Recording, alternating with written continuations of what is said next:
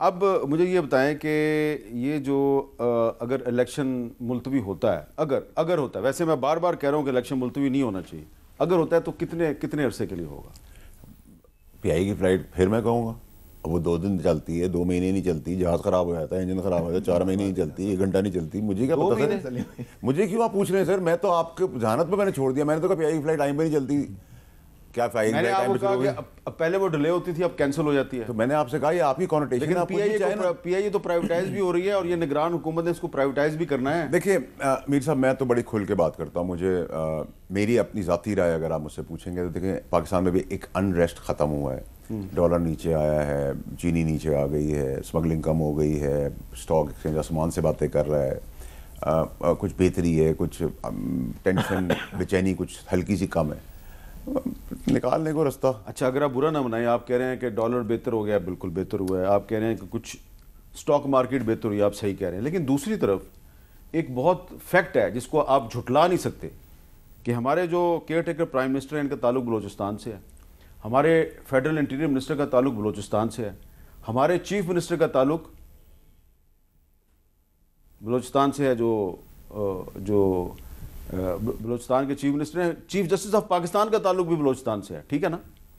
لیکن پچھلے 3-4 مہینے میں اتنی زیادہ انفورسڈ ڈسپیرنسز ہوئی ہیں، اتنے لوگ لاپتہ ہوئے ہیں کہ آج پورا جو کوسٹل بیلٹ ہے وہاں پہ آج ہڑتال ہے، کیونکہ لوگوں کو مار مار کے ان کی لاشیں پھینکی جا رہی ہیں اور معاملہ اسلام آباد تک پہنچ چکا ہے. اور اسلام آباد کے پریس کلب کے باہر بھی جو بلوچ فیملیز ہیں انہوں نے آج ایک پروٹیسٹ کیمپ لگایا ہوا ہے. ذرا آپ کو میں دکھانا چاہتا ہوں جی کہ چیف جسٹس آف پاکستان کا تعلق بلوچستان سے ہے، پرائم منسٹر کا تعلق بلوچستان سے ہے، لیکن اسلام آباد میں بلوچستان کی مائیں بہنیں کیا کہہ رہی ہیں، ذرا سنیں. دلوں میں امید کے دیے جلائے یہ بوڑھی مائیں اور بہن بیٹیاں بلوچستان سے ایک بار پھر شہر اقتدار اسلام آباد میں اپنے پیاروں کی بازیابی کے لیے احتجاجی کیمپ لگائے بیٹھی ہیں.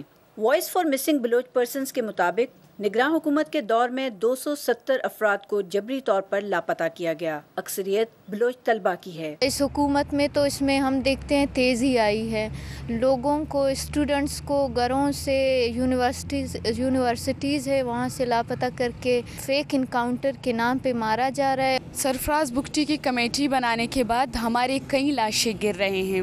یہ مسئلہ صرف ایک صوبے تک محدود نہیں بلکہ ملک بھر میں جبری لاپتہ افراد کی تعداد میں اضافہ جاری ہے.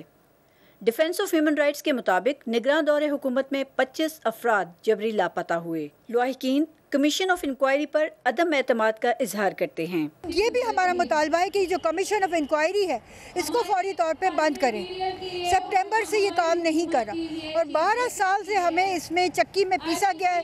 لاحقین کا مطالبہ ہے کہ جعلی پولیس مقابلوں کے نام پر بلوچوں کی نسل کشی بند کی جائے. وزیر داخلہ سرفراز بگٹی کی سربراہی میں قائم کمیٹی کو ختم کیا جائے کیونکہ بلوچستان سے تعلق رکھنے والے نگراں وزیر اعظم، نگراں وزیر داخلہ اور چیف جسٹس آف پاکستان لاپتہ افراد کی بازیابی میں اب تک ناکام ہیں. کیمرہ ٹیم کے ساتھ راشدہ شعیب، کیپٹل ٹاک، اسلام آباد. جی واڈا صاحب آپ بتائیں کتنی بہتری آئی ہے پاکستان میں کہ پاکستان کے ایک صوبے میں 250 سے زیادہ لوگ لاپتہ ہو گئے ہیں. دیکھیں میر صاحب بڑے افسوس کی بات ہے اور اس پہ جتنا افسوس کیا جائے کم ہے. لیکن جب آپ کے پاکستان میں ہمارے وہاں ہم بہت انسانیت کی بڑی فکر کرتے ہیں. جب ہم ریفیوجیز کی، افغانیز کی نکالنے کی بات کرتے ہیں تو ہمارے اندر کا درد جاگ جاتا ہے. ہم ہیومن رائٹس کی بات کرتے ہیں اور ہمیں اپنے ملک کی فکر. ایران نے بھی ایکشن لیا ہے ویزا پاسپورٹ کے بعد بھی وہ ایکشن لے رہے ہیں کہ وہ اپنا ملک کیوں تھریٹ لائن پہ لگائیں گے، ٹھیک ہے. لیکن ہم کیونکہ وہ پتہ ہے پاکستانی ہیں اور ہم اپنی شہرت اور انٹرسٹ کے لیے ہمارا درد بھی جاگ جاتا ہے، ہمارا درد بند بھی ہو جاتا ہے، ہم فرعون بھی بن جاتے ہیں. تو ہمارے پاس ہر قسم کی مکس مسالہ ہے. جب آپ 35 سال سے آپ صحافت کر رہے ہیں، ہم کچھ سالوں سے کر رہے ہیں، ہم تو بہت جونیئر ہیں آپ کے آگے.